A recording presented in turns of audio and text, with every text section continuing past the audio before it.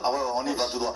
Attendre ça de Maestro Fabregas, qui traite de ton orchestre Yamuki, Babetei na Djonga, Bazongite, parce que voice wana ebimi batutu ba yokiango.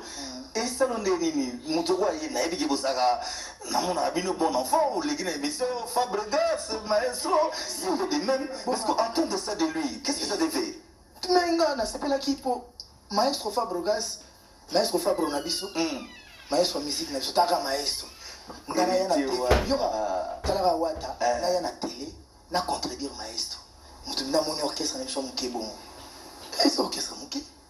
Tu bêta qui pas jouer un concert. Mais c'est un Maestro. Grand prêtre, tu bêta qui pas jouer un concert, tu bêta qui et ça répétition. Juste ça. Voilà.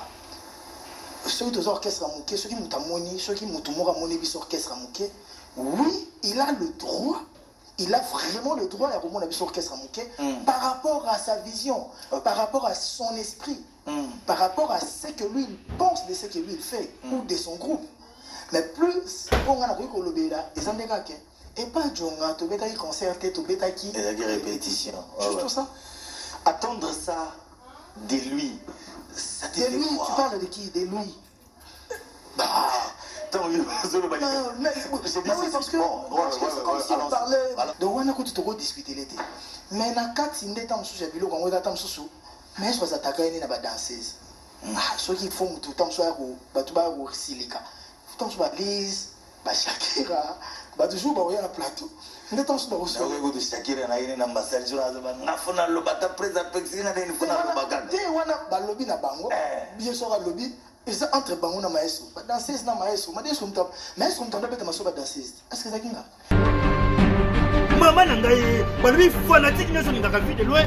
Désormais, à partir de l'eau, Bolandanga, l'intégral Média Group. Intégral Média Group, chaîne solo. Intégral Média Group. Le Katamamo Massasa. Ma carte, ma film, Nyonso Mokutuka, Mokomonango. Intégral Média Group. Abonnez-vous très massivement à la chaîne d'Amiro. Et grand miroir auto de Gina Komoya. Intégral Média Group. Magazine socio-culturel, magazine politique, gag, théâtre, cinéma, nyoso bari na publicitaire, tout. L'intégral Média Group. Soko tjangai yenda liso pote bosoja bolingo la misama pana londe ya mazama sila kasomo te mwana masopa na likinja moto basoko na likinja koza licite okomona maita shobot besekanze video nyoso oyo boyebi yaba kombo tu awa na Intégral Média Group aux amours. Quand vous vous abonnez, merci Intégral Média Group. C'est très amusant et très mignon. Ayuna.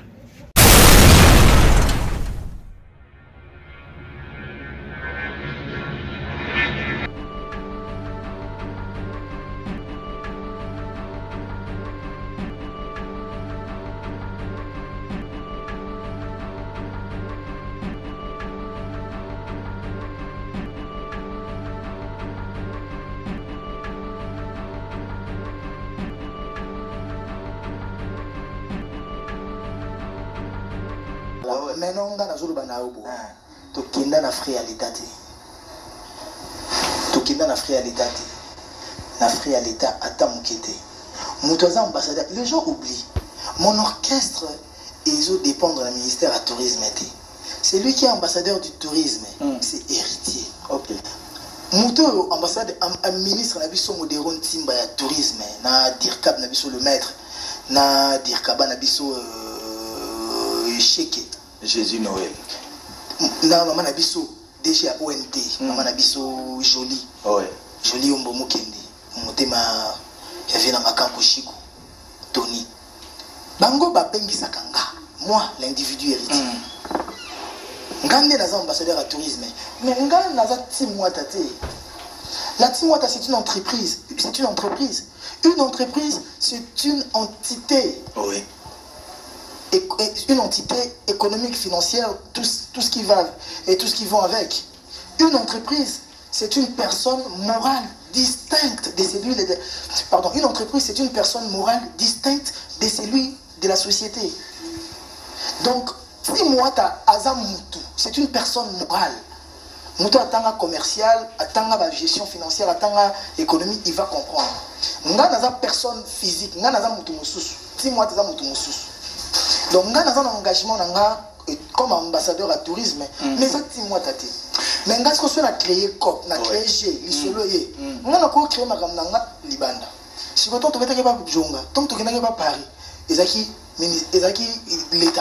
l'État congolais n'a pas fait voyager héritier.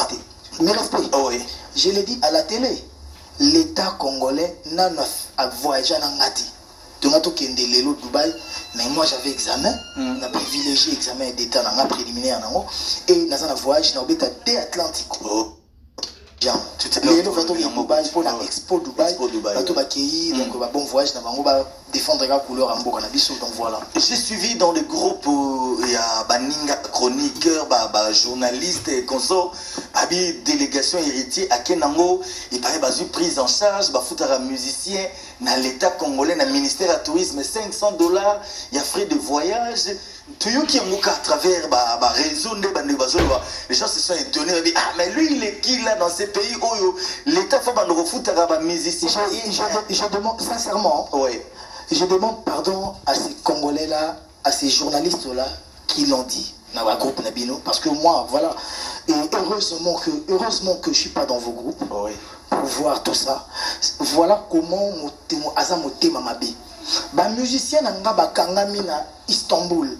Parce que les billets autosombaki, au Tchali Rubenga Sombaki, ils ont dit que Barokoma, Barolongwa, Awajibi la nuit, mais Barokoma samedi. Donc Barola, Barovanda à Istanbul, journée mort à vendredi.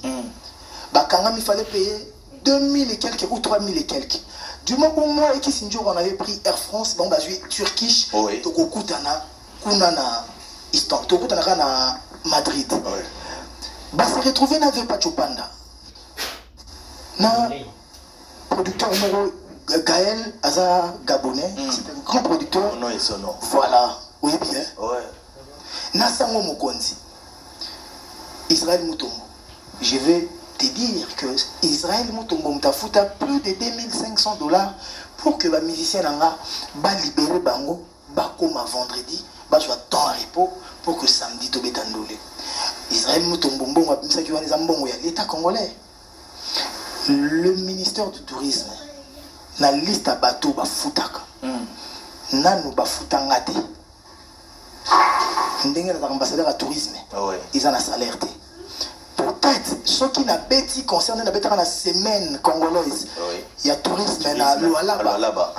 Caché à concert ba opesanga. Mais ba futa ba musicien. Musicien tant ba zo futé wana bon. Bon ba futa ba to ya tourisme. Obi mo wana utawa. Et où tu as un ministère à finance. Ministère à finance, makambo wana tu as traité le ministère à budget. Et ça a déjà budgétisé. Si le ministère là, bazo futama comme étant ba fonctionnaire à l'État, tu vas jouer $500 wana par personne, tu vas futama ndengeni. Ba ministère là, tu dois aller en Europe et tu dois aller en Espagne, France, na futaki bangote. Na futi ba ministère là, tango to komi na Istanbul, to betindu la liboso, le lendemain on est dans futabango. Non, na zongi Kinshasa, après on a eu na futi bango. Mais on a l'excellence modéro azana, Madrid na tiki na Madrid to Espagne. Donc batu bazo ngande ba salir excellence modéro timba. Apparemment ba komol ba non de comme affinité mo ya binemi balé, copie ya binemi balé modéra zaka so azili kambo, héritier mwanda toke héritier, tokende kolesi héritier, tokende mwanda quand je suis allé plusieurs fois avec Excellence Modéron Timba, il n'était pas ministre. C'est quelqu'un que moi je respecte beaucoup. C'est quelqu'un qui m'a soutenu. Quand on a sali Timwata, Modéron Timba, Azamuto a sombé la kinga ba instrument. On a liboso ba guitare acoustique, a sombé on a ba matadi pour ba instrument ya kuna ba bilokos pour belebe. Ba sombé la ba bioko et yakti Kinshasa pour na sala orchestre bien. Et tant Modéron Timba sala ma ramené ba andi ba campagne ba députation ma ramené belebe la sala. Nga na kinda rakotika et comme cadeau nga na tchak orchestre nanga il y a vu charge de transport membre belé hôtel Koulia toké tobete les pour tout ça les pub là il n'était pas ministre il était pas député il est devenu député pour bete lié les sous tant comme ministre à kenda mwanda na kenda na été Ok. Banda comme ministre, on a voyagé une excellence pour déroter, à part la semaine congolaise du tourisme en Espagne. Ok. Mais ce qui, il faut pas soutenir moi. J'ai toujours été là pour lui. Quoi de plus normal que il va envoyer l'ascenseur.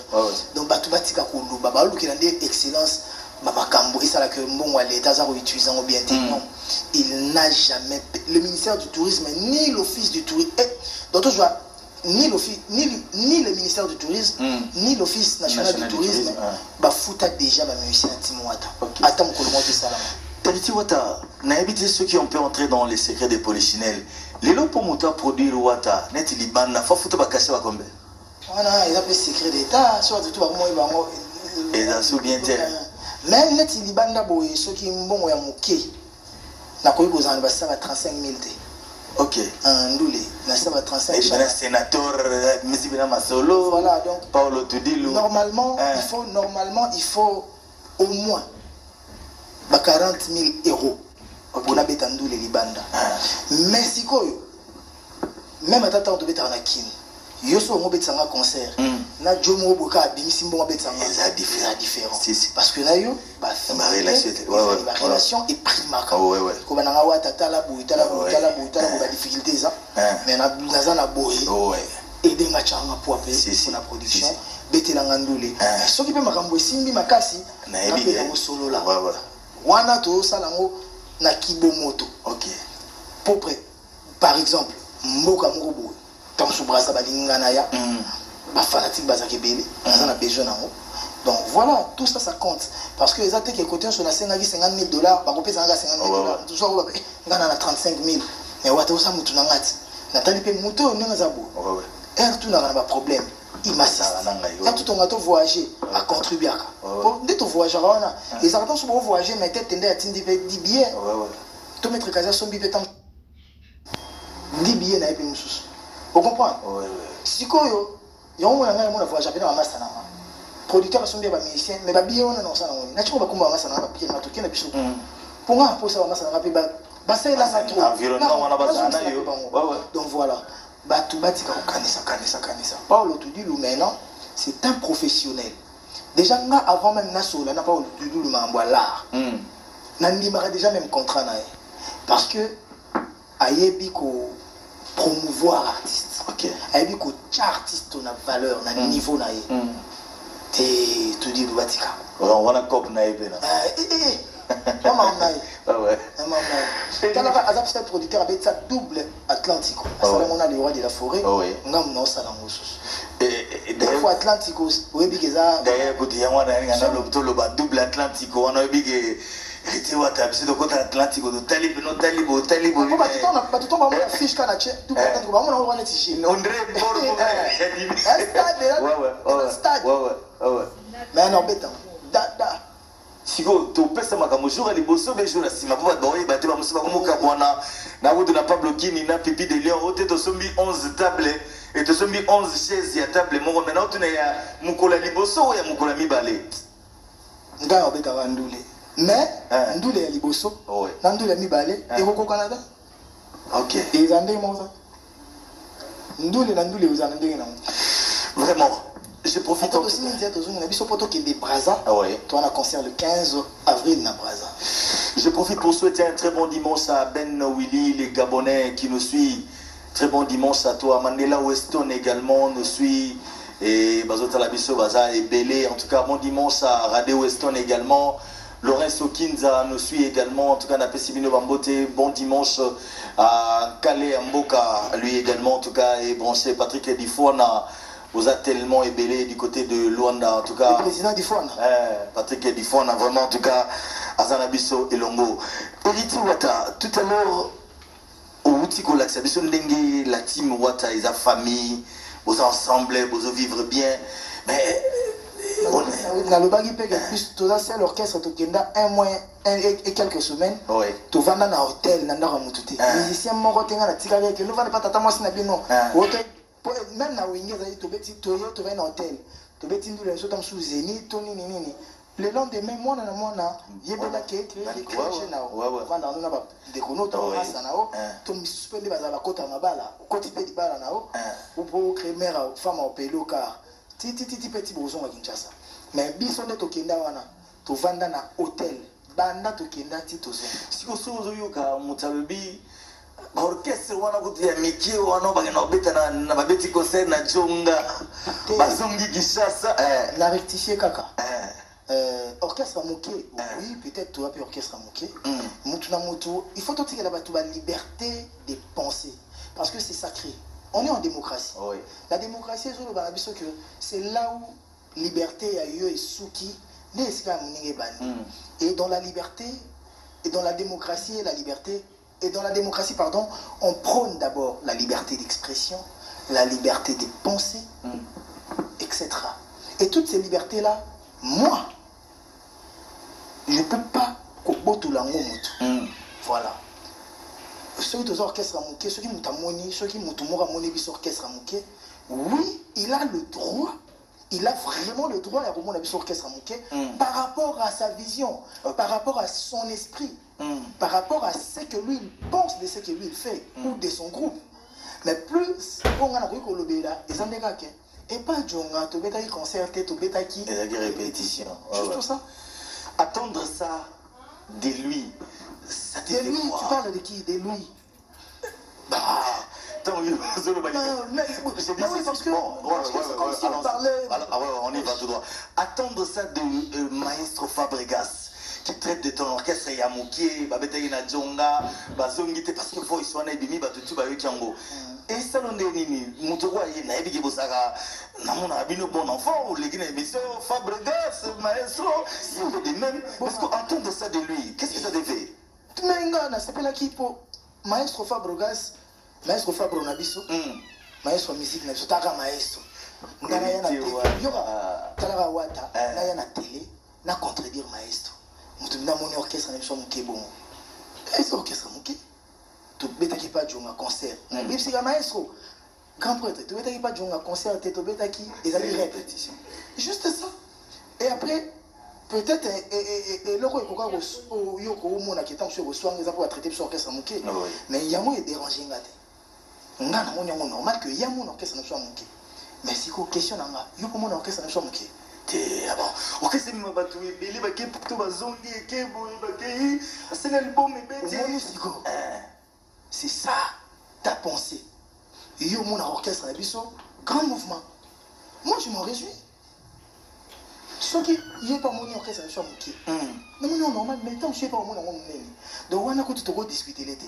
Mais na 4 si ndeta msusu ya biloko ngo tata msusu mais so za takayeni na ba danseuse so qui font tout temps so ya ko batu ba ko silika tout so ba Liz ba Shakira ba toujours ba oya na plateau ndeta msusu ba ko so ko Shakira na yini na mbasal jura za ba ngafuna lo bata presa pexina na ni funa lo baganda te wana ba lobby na bango bien so ga lobby et ça entre bango na maestro ba danseuse na maestro maestro mtap maestro mtanda beta maso ba danseuse est-ce que ça kinga ba ko so entre bango ba danseuse wana ya problème na ngati mais oyo nga na yebi na oyo nga na yokaki moi personnellement je suis pas choqué parce que tous orchestres moqué mais pas il y a Isaac Maï qui est un grand chroniqueur un grand journaliste Mboka na biso yo yebi singa pe en direct Isaac na note vocale te yo kutu Isaac ya il y a Kotonga et ça il y a Kotonga te yo kutu le bien ngo boye ba tout yoka que toi grand mouvement et ça va de même côté mo ba boy côté mo ba komisi musique et vie et araboy na vie ba tout nyonso ba ko ndimo te na vie ba tout nyonso ba ko boya na vie ba tout nyonso ba ko komisa mais il reste quand même notre maestro Fabro il reste notre maestro en tout cas héritier ça parmi bato basalaka buzz mingi na maman internet sur le lobby makambo na internet mon écouti même les gens aussi rencontrent de toi beaucoup de choses quand Mikolo to vani na internet to taboy on note kala mingi te héritier azokoma le papa ce qui d'un garçon ce qui d'une fille mais libala mona danseuse bablé au moins bandé ngwana mais les gens se demandent et ça ka barago bato bazobeta ou be liso na te so yoki ngo déjà là c'est le mot pas que c'est là Mukolo makambote moi le jour pas que c'est là on makambote au moins il on utilisé mipe oui au que c'est on makambote poser misuka suka yoko bima kaka bota au moins na bima ba otalat pour moi batala maboko lokola nani mutu lokola nani oui makolo lokola nani misapi lokola nani suki lokola nani zolo ne wana misu ne wana matoi wana munoko ne wana minu ne wana bakala nyoso pe bakoye bana ba avançons. Moi je sais respecter les gens. Oh oui. Sérieux, héritier à chouchou azalaka. Mais est-ce important? Est-ce vraiment important? Parce que aujourd'hui je me dis, je conduis plus de 50 personnes dans mon groupe. Si moi je me fais pas mature, qui fera de moi un mature? Donc là, les lots faut nakola parce que même quand on a le bon qui grandit, ça s'agit. Donc batunde ba batu bon. Et comme même abiso na blom so oninga tokoloba. Mais na obangango. Na obangango. Mais batu bazana respect baninga ndemingi souté. Mais c'est pas si grave. C'est grave qu'on fait avec. En tout cas, merci héritier, tu veux continuer parce que ma solo sur les gens en ébélé, tout sur la nano, KDB permettre de tout sur la nano, permettre de tout sur la nano, permettre de tout sur la nano, permettre de tout sur la nano. Xavier Lopez dit Zamboka, Azota Labiso, Abi organisation de Salamaba Béré Rose.